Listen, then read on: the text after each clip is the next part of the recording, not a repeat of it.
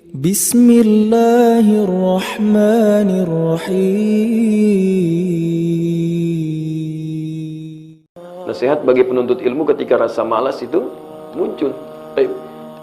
Itu wajar ya. Karena kan yang baik-baik itu akan berhadapan dengan tantangan. Yang buruk-buruk. Setannya ada. Ya, setannya ada. Jangan dikira di majelis ilmu nggak ada setan. Banyak setannya. Ya, nanti suatu saat antum ikut ke kajian, kita bahas tentang fikih setan. Ya, ada 9 jenis setan yang mengiringi kehidupan kita. Ada setan di rumah, ada setan di kantor, ya, ada setan di tempat-tempat hiburan, macam-macam tuh. Banyak setan. Bahkan ada setan di masjid. Kebanyak orang tahu. Setan masjid tuh. Ya, namanya khanzab, tugasnya 2. Godain orang sholat sampai lupa berapa rakaat sedang menunaikan sholatnya. Itu ada di Abu Dawud nomor hadis 666. Jadi begitu antum mau takbir, kata Nabi disampaikan takbir begini itu, ya sebelum Anda takbir begini biasa saja. Tapi begitu Anda takbir, fayaqulu ufur kada. Dia akan katakan ingat ini ya, ingat itu ya. Nggak percaya nanti sholat asar ya. Begitu antum sholat asar nanti baru takbir begini, itu akan muncul banyak ingatan dalam benak Anda. Apapun itu, termasuk pelajaran kita sekarang. Ingat ya, ada setan menggoda Anda itu. Begitu Anda takbir, itu setan padahal ya. Itu khanzab itu ya. Itu tidak mudah. Baik, maka bagaimana mengatasi persoalan-persoalan demikian? Pertama, keluarkan motivasinya. Karena orang malas itu pertama biasanya kurang motivasi. Kurang motivasi. Ya, misal begini, antum mau kajian kan? Saya mau tunjukkan satu motivasi. Salat aja lah. Qabliyah subuh berapa pahalanya? 2 rakaat sebelum fajar berapa pahalanya? Oh, Masya Allah. Halo, berapa? Baik dari dunia dan seisinya. Dari mana tahunya? Masya Allah, ini hadis itu paling gampang ya. Hadis, Masya Allah. Ya. Yang ada di hadis Muslim, nomor hadis 724. Ya, kalau mau agak panjang sampai 729. Di nomor hadis 724. Ya, rakaatul fajr khairun minad dunya wa ma fiha. Ya, salat 2 rakaat sebelum fajar itu nilainya lebih baik. Bukan senilai, tapi lebih daripada dunia dan seisinya. Masya Allah. Berapa yang datang ke masjid untuk sholat subuh berjamaah? Berapa yang mengerjakan amalan ini? Berapa yang bisa bangun yang mengerjakan 2 rakaat sebelum subuh? Padahal pahalanya begitu banyak. Sekarang kita ganti misalnya kan. Taib. Siapa yang sholat di Masjid Al-Ittihad di Tebet subuh berjamaah dan mengerjakan 2 rakaat sebelum subuhnya, masing-masing dapat amplop 500.000. Hanya untuk 50 orang pertama loh saya. Masya Allah. Antum sebarkan info ini. Kira-kira kalau subuhnya sekarang jam berapa tuh?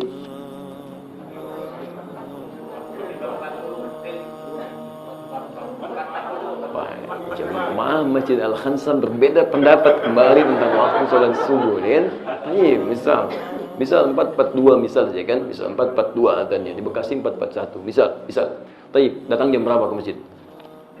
Dengan anugerah 500.000 tuh amplop disampaikan. Datang jam berapa antum?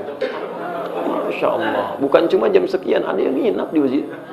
Ada yang mabit, kan biasanya mabit dan bisa mabit kan? Kenapa? Karena dia merasa ada motivasi di situ.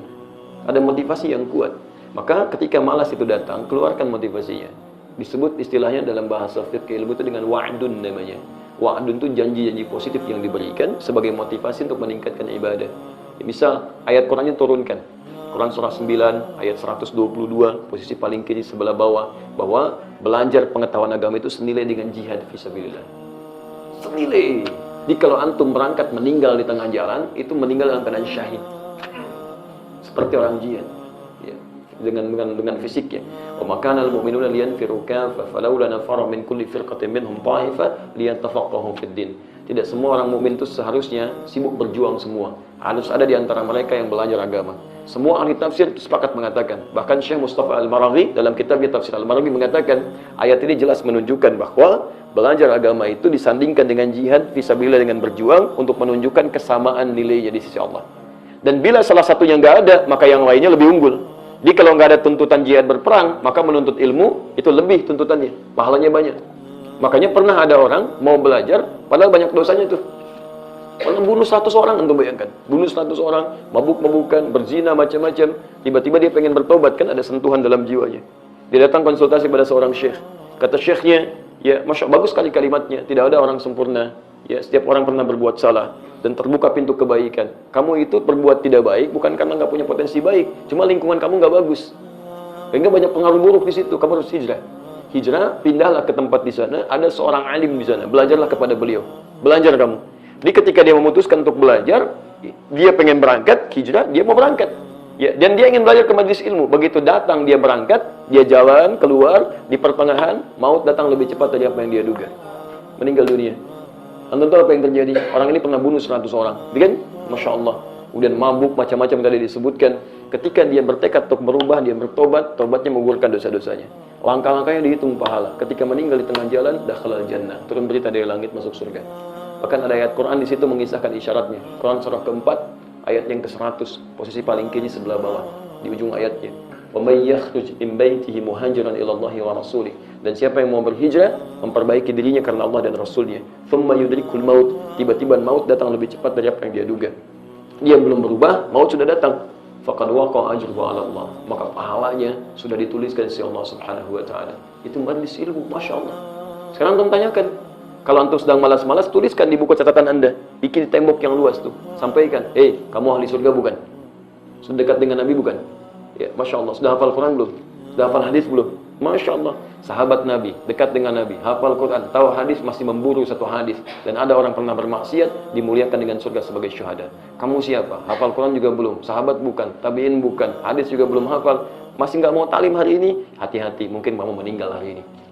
Antum tuliskan seperti itu, ada motivasiku untuk datang belajar. Ya, tapi dengan catatan, ilmu yang akan dipelajari adalah berasal dari orang-orang benar. Ya, kalau orang-orang bermasalah, nggak usah diambil ilmunya. Ya, jelas ya? Jadi itu diantaranya. Kemudian antum naikin lagi. Quran surah ke-58 ayat 11, posisi paling kanan sebelah bawah. Dengan antum belajar pengetahuan, derajat akan diangkat oleh Allah. Ada derajat keimanan, ada derajat pengetahuan. Kalau keimanan sudah diangkat, maka Masya Allah, kenikmatan akan hadir. Keberkahan akan datang. Maka di rumah akan berkah, rumah tangga berkah, pekerjaan berkah. Nggak percaya silakan. Kalau antum taklimnya benar, itu akan berpengaruh pada kehidupan. Di rumah akan lebih enak. Makanan nggak mau yang tidak baik lagi. Ya, pekerjaan akan mencari yang Allah ridhai, macam-macam itu. Dan hidupnya akan nyaman gitu kan. Dan ada sesuatu yang dirasakan nggak bisa dibeli dengan sebelumnya.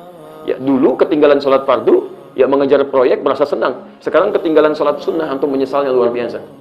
Dulu antum cari makanan kemana-mana, Masya Allah. Sate ada di samping, enak, nasi goreng ada, Masya Allah, pasti pengen nyari ke puncak.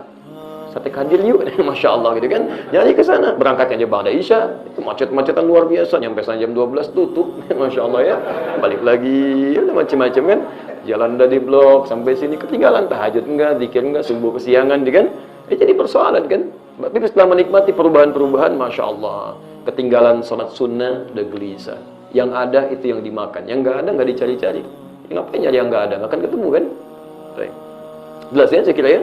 Di hadisnya keluarkan. Hadisnya ada di Al-Bukhari, di Kitabul Ilmi, khususnya nomor hadis 71, ada di Ibnu Majah nomor hadis 233 dan sebagian sudah tadi kita bacakan.